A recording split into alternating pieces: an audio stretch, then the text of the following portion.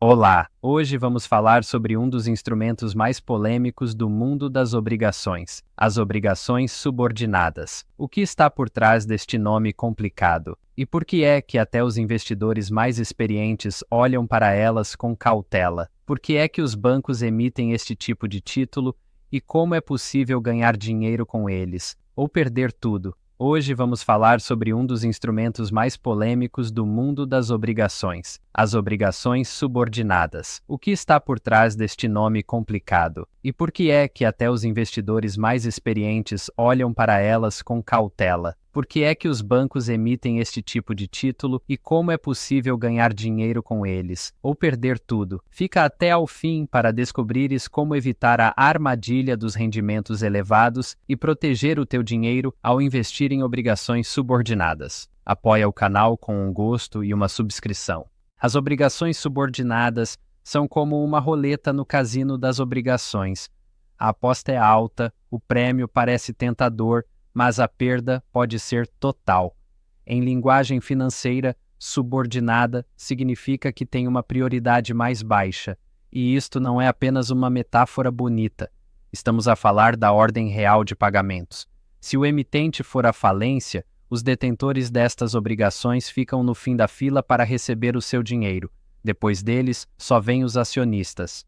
Todos os outros, detentores de obrigações normais, o fisco até os trabalhadores, recebem antes. Do ponto de vista legal, uma obrigação subordinada é um instrumento de dívida que ocupa os níveis mais baixos na hierarquia de responsabilidades da empresa. Ou seja, se houver falência, primeiro pagam-se as dívidas garantidas, depois as não garantidas, a seguir as obrigações sênior e só no fim, as subordinadas. E se ainda sobrar alguma coisa, os detentores destas obrigações recebem umas migalhas. Se não sobrar nada, bem, o risco era claro desde o início. Junta-te ao nosso canal no Telegram, onde publicamos novidades sobre vídeos e artigos. O link está na descrição ou no primeiro comentário. Mas se isto é assim tão mal, por que é que alguém compraria estes títulos? A resposta é simples: pelo rendimento. As obrigações subordinadas costumam oferecer vários pontos percentuais a mais do que as obrigações sênior do mesmo emitente. Por vezes, essa diferença pode ser de 3 pontos ou mais, e no caso de euroobrigações, o rendimento pode ser várias vezes superior ao dos instrumentos tradicionais em dólares ou euros. É quase como um bônus por assumir riscos adicionais. Às vezes, o rendimento de uma obrigação subordinada parece absurdo, 10, 12, 15% ao ano, quando as obrigações normais do mesmo banco oferecem apenas 5%. Se não tens muita experiência, podes pensar que descobriste uma pechincha, como se o mercado estivesse a ignorar aquele ativo. Mas a verdade é que o mercado está a avaliar corretamente. Está apenas a calcular o risco, não a vender promessas. No mundo dos investimentos, rendimentos altos geralmente significam riscos altos. Não é um presente do emitente. Mas o rendimento não é a única diferença. Há outro fator muito importante. Estas obrigações muitas vezes não permitem reembolso antecipado por iniciativa do investidor. Ou seja, não podes simplesmente pedir o teu dinheiro de volta quando quiseres, mas o emitente pode, e às vezes recompra os títulos por um valor abaixo do mercado. Também pode acontecer que o banco ou empresa deixe de pagar os juros, e isso não é considerado incumprimento. É legal. Está escrito no contrato. Este direito dá flexibilidade ao emitente, mas retira estabilidade ao investidor. No cenário internacional, há regras ainda mais duras. Por exemplo, segundo as normas de Basileia III, o emitente pode anular a dívida subordinada até zero se o nível de capital descer abaixo de certos limites críticos, e isso pode acontecer mesmo sem falência. O banco continua a operar, mas livra-se da dívida, e o detentor da obrigação fica a ver navios. Esta regra não é uma teoria, já aconteceu na prática. Mas por que é que essas obrigações existem, afinal? Os bancos são os principais emissores de obrigações subordinadas. quando precisam de reforçar rapidamente o capital, especialmente o chamado capital de nível 2, emitem estes títulos.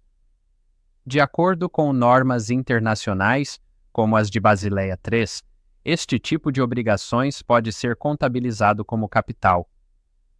Isto é uma tábua de salvação para o banco, especialmente se não puder emitir ações ou já estiver demasiado endividado para lançar obrigações tradicionais. Em vez de aumentar o capital social através de ações, o que dilui a participação dos acionistas, o banco escolhe emitir obrigações subordinadas.